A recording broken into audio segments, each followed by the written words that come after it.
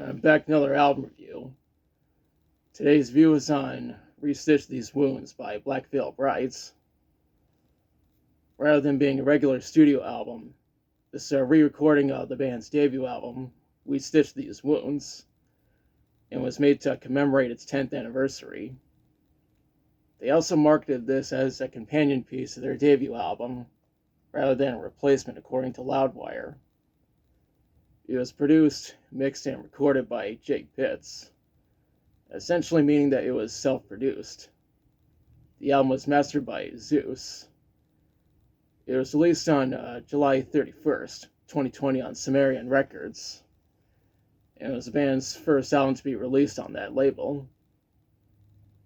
It was also the band's first album to feature Lonnie Eagleton as their bassist.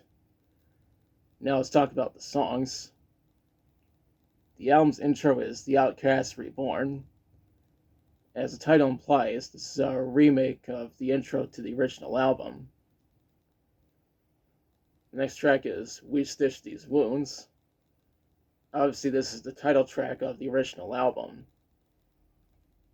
After that is Beautiful Remains. This album has the band venturing into melodic metalcore, while also bringing back the metalcore and post-hardcore sound of the original album. That's followed by Children's Surrender.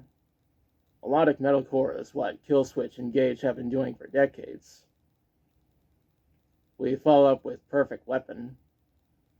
I think the reason why the band chose to go in the direction of melodic metalcore is to try and make sure it doesn't sound exactly like their debut album. Next up is Knives and Pens.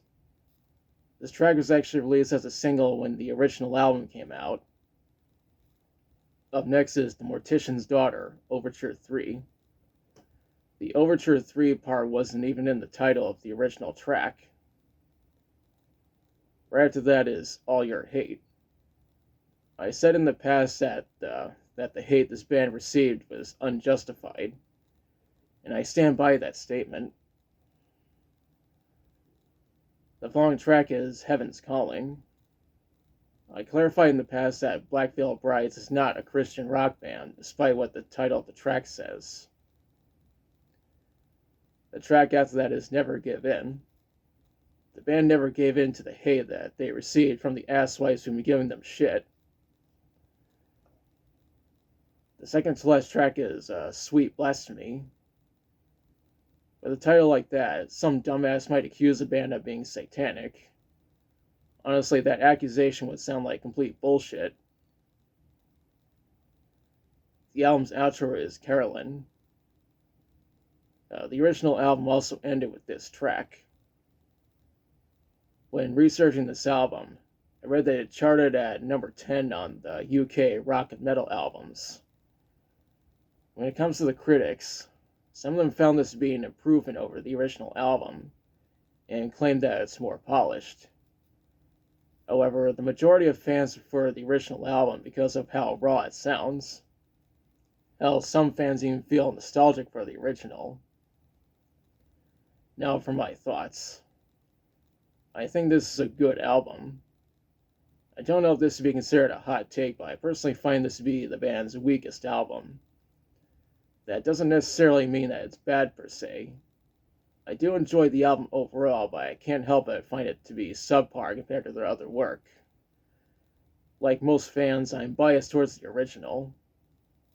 Overall, I recommend checking out this album. Now's the part where I question you. Have you listened to Restitch These Wounds? If so, what do you think about it? What's your favorite song from it? How do you think this album compares to the original? Let me know in the comments. If you liked the video, be sure to like, share, and subscribe. Be sure to press the notification bell to notify of future videos. Thanks for watching, and I'll be back soon with another review.